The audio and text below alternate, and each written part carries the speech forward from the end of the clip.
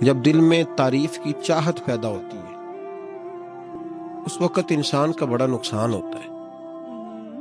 پھر اسے ہر وہ شخص برا لگتا ہے جو اس کے لیے اچھے جملے نہیں کہتا۔ کبھی بھی کوئی چاہت پیدا نہ کریں، اور اگر آپ نے نیک کام کر کے یہ چاہت پیدا کی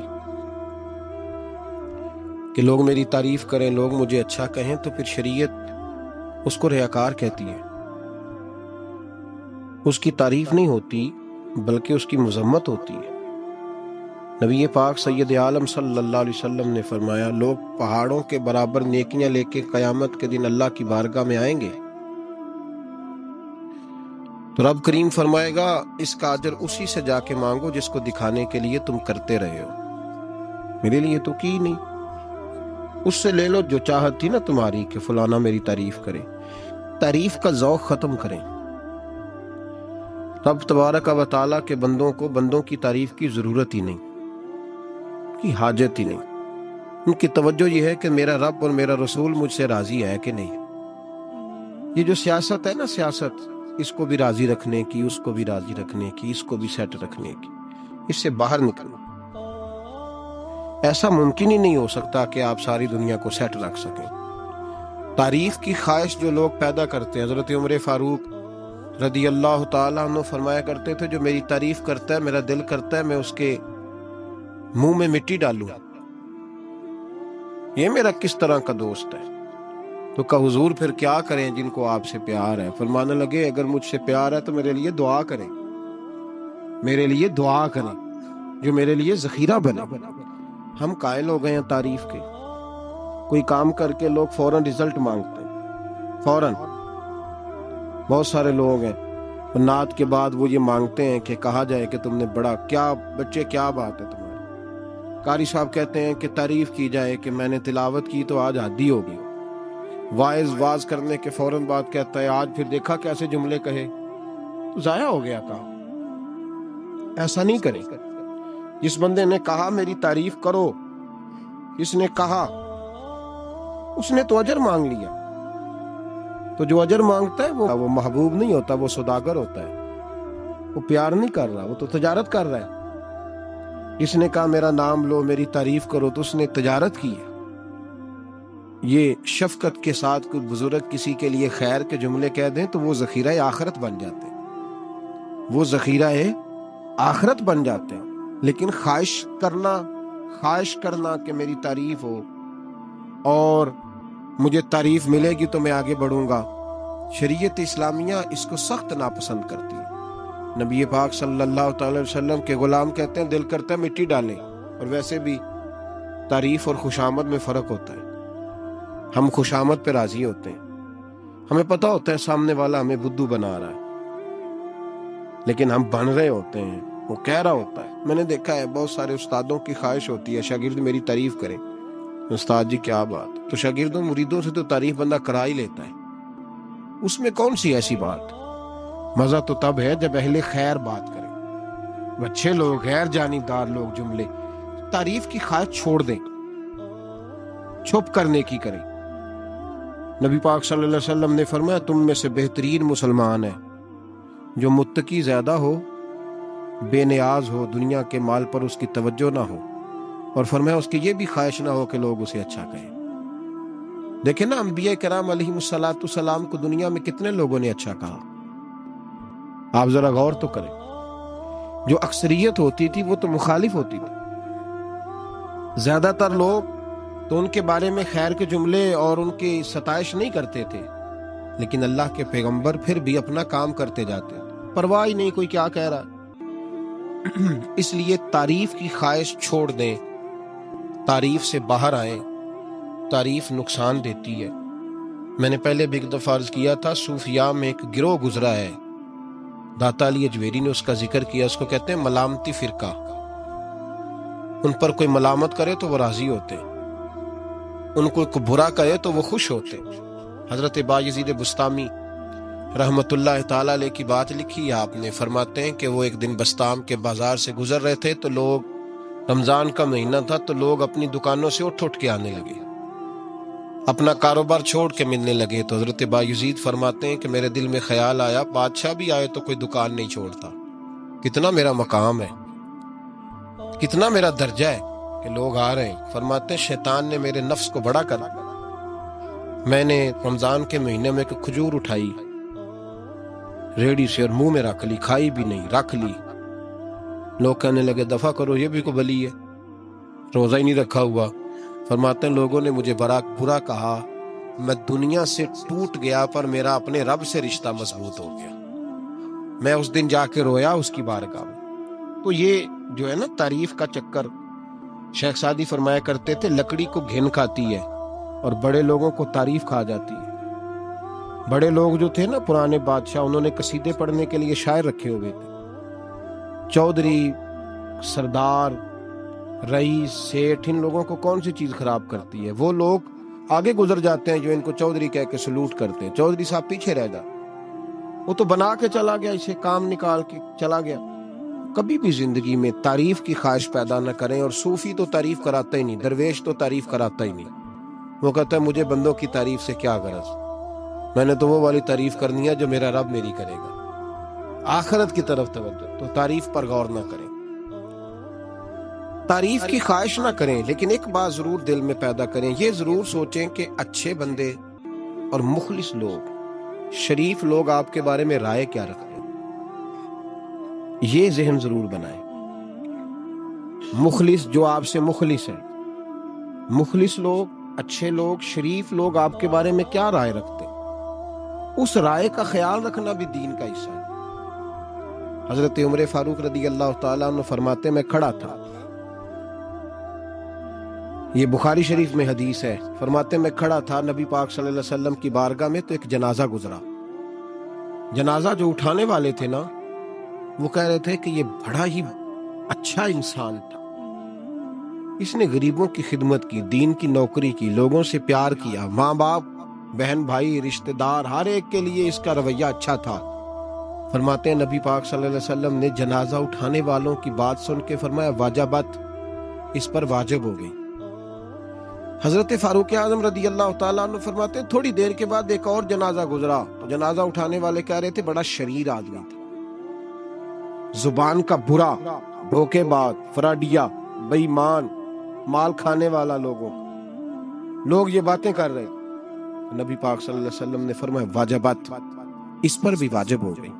حضرت عمر کہتے ہیں جنازے گزر گئے دونوں، میں نے عرض کی یا رسول اللہ صلی اللہ علیہ وسلم، جس کو لوگ اچھے جملوں سے یاد کر رہے تھے اس پر بھی واجب ہو گئی، اور جس کو لوگ برے جملوں سے یاد کر رہے تھے اس پر بھی واجب ہو گئی۔ تو محبوب نے وہاں لفظ ارشاد، یہ بخاری کے لفظ ہے، فرمایا انتم شہداء اللہ فی الارض، فرمایا عمر تم لوگ زمین پر میرے اللہ کے گواہ ہو، تم لوگ، چونکہ اشارہ حضرت عمر کی طرف ہے تو اس سے مراد نیک لوگ، اس سے مراد پرہیزگار لوگ، اچھے لوگ، انتم شہداء اللہ فی الارض، تم لوگ زمین پر اللہ کے گواہ ہو۔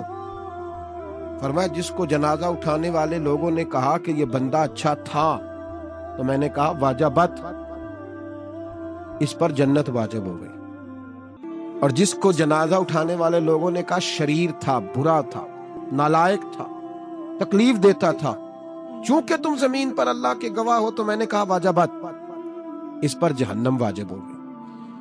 اپنے مخلصین کے بارے میں ضرور یہ خیال کریں کہ ان کی آپ کے بارے میں رائے کیا ہے، رائے، اچھے لوگوں کی رائے، ہمیشہ مخلصین کی رائے۔ ایک درویش نے ایک عجیب بات لکھی ہے، ہمارے یہاں کہا جاتا ہے نا زبان خلق کو نکارہ خدا سمجھو، اس سے مراد ہر آدمی کی رائے نہیں ہوتی ہے، بہت سارے لوگ تو حسد میں آ کے بھی باتیں کرتے ہیں، ان کی رائے یہاں مقصود نہیں، مخلصین کی، خیر والے لوگوں کی۔ اچھے کچھ لوگ تو ایسے ہوتے ہیں جن کی کسی کے بارے میں بھی رائے ٹھیک نہیں ہوتی، وہ جب بھی بات کرتے ہیں یا حسد کی بنیاد پہ کرتے ہیں یا بغض اور کینے کی، ان کی بات نہیں، لیکن باقی جو خیر والے لوگ، مثبت جو طبقہ ہے، جو اچھی سوچ کا حامل، وہ ہمیں پتا ہوتا ہے کون سا بندہ کس طرح کا۔ ایک درویش کہتے ہیں کہ ایک دفعہ طوفان آ گیا ہماری بستی میں، تیز طوفان، تو ایک آدمی بہت بڑے درخت کے نیچے کھڑا تھا، تو ایک شخص نے اس کو کہا بھائی طوفان بڑا سخت آنے والا ہے، پتہ نہیں کیا بنے گا، گھر چلا جا۔ اس نے کہا میرا اللہ مجھے بچا لے گا۔ ایک اور بندہ دور سے دوڑا آیا، اس نے کہا بھائی تو شاید خیال نہیں کر پا رہا، طوفان آنے والا ہے، بڑا سخت بڑا تیز طوفان آنے والا ہے، ہاں تیز طوفان آئے گا، گھر چلا جا، بچ جائے گا۔ اس نے کہا میرا اللہ بچائے گا۔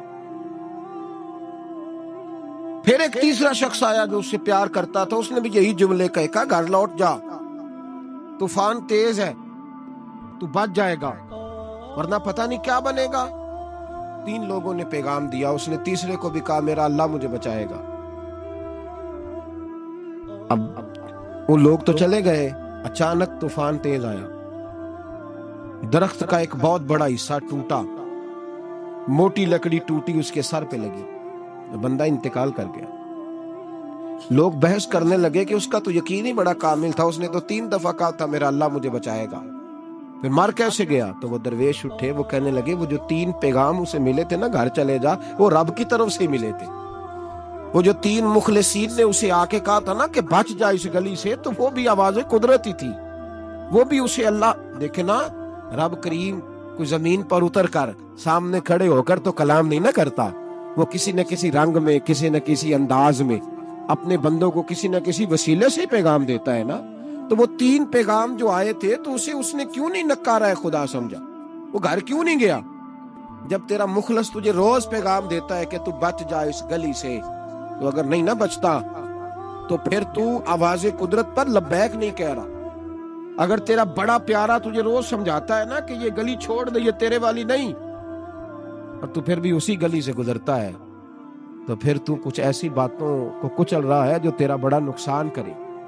بھائی مخلصین جب بات کریں تو ان کی بات کا خیال رکھ، غور کیا کر، تیرے مخلص تیرے بارے میں حضرت عبداللہ ابن عمر، حضرت عمر کے بیٹے تھے،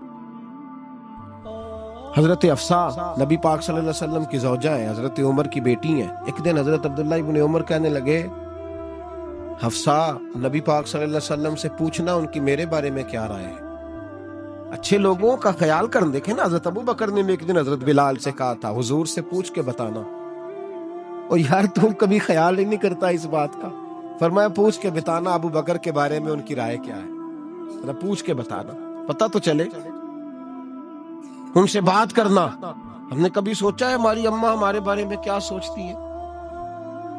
کتنے بد نصیب ہیں وہ بیٹا جس کے ماں باپ اس سے بات کرتے ہوئے ڈرتے ہیں کہ پتہ نہیں کہاں سے بولے گا۔ کبھی ہم نے سوچا ہے کہ ہمارے اساتذہ اور مشائخ کا ہمارے بارے میں رویہ کس طرح کا ہے؟ ہر استاد کو کھڑا کر کے کبھی کہا نہیں جا سکتا کہ جا میرا بیٹا میرے لیے فلاں چیز لے کے آ، کچھ کا پتہ ہوتا ہے۔ ہر مرید کو ہر بات نہیں بتائی جا سکتی، کچھ کا پتہ ہوتا ہے اس کا رویہ کس طرح کا، یہ کس مزاج کا ہے۔ حضرت عبداللہ ابن عمر رضی اللہ تعالیٰ عنہ نے حضرت حفصہ کی ڈیوٹی لگائی، فرمایا پوچھ کے بتانا محبوب سے میرے بارے میں رائے کیا ہے۔ نبی پاک صلی اللہ تعالی وسلم شام کو گھر آئے تو وہ بہن تھی نا، انہوں نے تو کہا جب کبھی موقع ملے تو وہ بہن تھی، انہوں نے کہا موقع کی کیا بات ہے، میرے بھائی نے کام بتایا۔ اسی دن ہی محبوب پاک علیہ السلام سے پوچھنے لگی، کہنے لگی یا رسول اللہ عبداللہ ابن عمر کے بارے میں آپ کی کیا رائے ہے؟ تو میرے محبوب علیہ السلام نے فرمایا عبداللہ لڑکا تو بڑا اچھا ہے تو رجل صالح، نیک ہے، لیکن میں نے سنا ہے کہ عشاء پڑھ کے سوتا ہے اور فجر کی نماز تک سویا ہی رہتا ہے، وہ 2 نفل بھی تہجد کے نہیں پڑھتا۔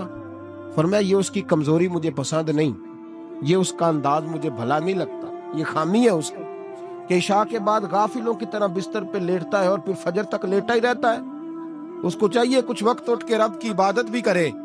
حضرت حفصہ کہتی ہے میں نے کہا کہ بھائی محبوب کہتے ہیں بندہ تو بڑا اچھا ہے پر فجر تک غافلوں کی طرح سویا رہتا ہے، رات پوے تے بے دردانو نیند پیاری آوے، درد مندانو یاد سجن دی ستیاں میان جگاوے۔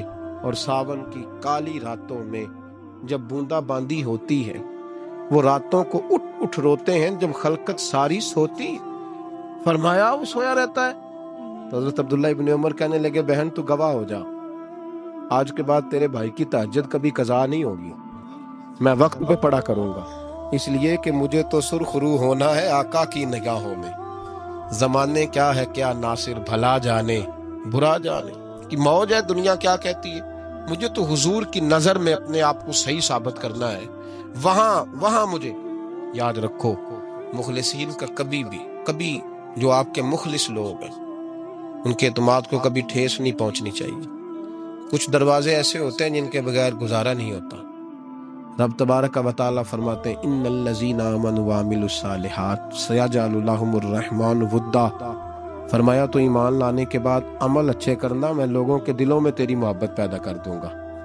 تجھے تعریف کرانے کے لیے بھاگنے کی ضرورت نہیں پڑے گی، میں خود لوگوں کے دلوں میں تیرا پیار ڈال دوں گا، لوگ خود تجھ سے پیار کریں گے، لوگ خود تیری طرف کھینچے چلے آئیں گے، خود بخود لوگوں کو موڑ دوں گا۔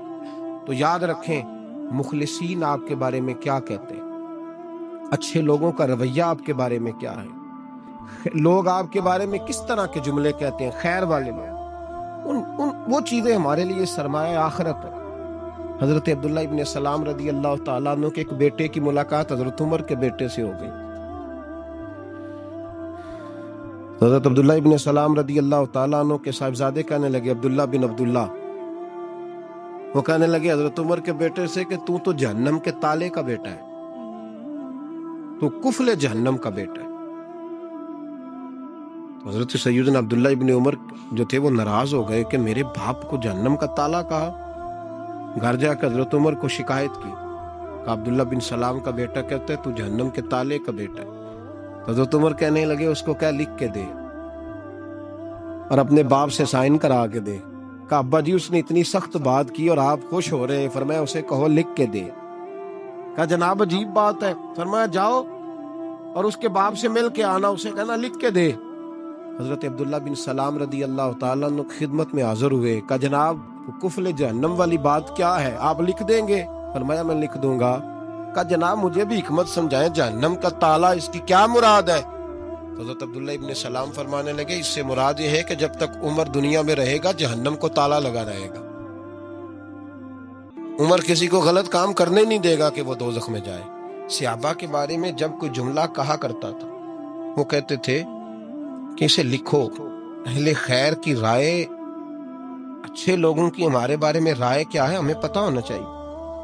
اچھے لوگ ہمیں پتہ ہوتا ہے شہر کے لوگ ہمارے بارے میں کیا کہتے ہیں، ہمیں پتہ ہوتا ہے کہ غریب لوگوں کی ہمارے بارے میں رائے کیا، ہمیں پتہ ہوتا ہے کہ دکھی بہن ہمیں کس طرح دیکھتی ہے، ہمیں پتہ ہوتا ہے کہ کمزور رشتہ دار ہمارے لیے کس طرح کا رویہ رکھتے ہیں، ہمیں پتہ ہوتا ہے کہ ہمارے دوست احباب ہمیں کس طرح کا جانا۔ اپنے رویوں میں تبدیلی لائیں، دیکھیں کہ اچھے لوگوں کی آپ کے بارے میں رائے کیا ہے، اس رائے کو سنبھال کے رکھیں۔ صحابہ کرام علیہم رضوان بڑے خیر والے جملے ایک دوسرے کے بارے میں کہا کرتے تھے۔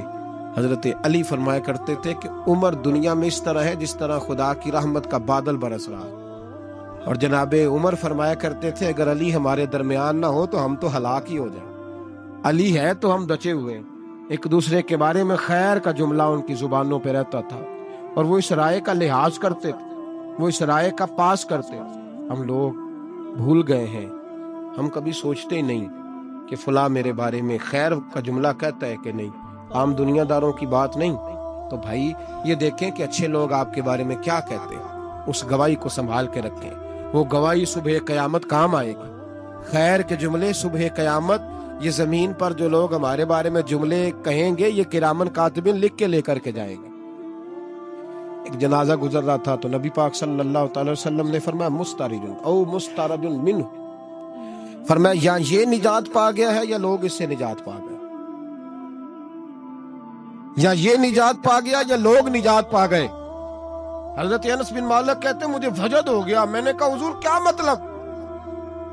میرے محبوب پاک علیہ الصلوۃ والسلام نے فرمایا اگر تو یہ انسان اچھا تھا تو پھر آج نجات پا گیا ہے، اپنے خدا کی رحمت میں پہنچ گیا، اور اگر یہ برا تھا تو پھر دنیا اس سے نجات پا گئی۔ لوگوں کی جان چھوٹ گئی، لوگوں کی جان چھوٹ گئی، جان چھوٹ گئی۔ لوگ جنازوں پہ بھی کہتے ہیں اس نے بڑے قبضے کیے، اس نے بڑے ظلم کیے، اس نے بڑا کچھ کیا۔ جنازوں پہ بھی لوگ باز نہیں آتے۔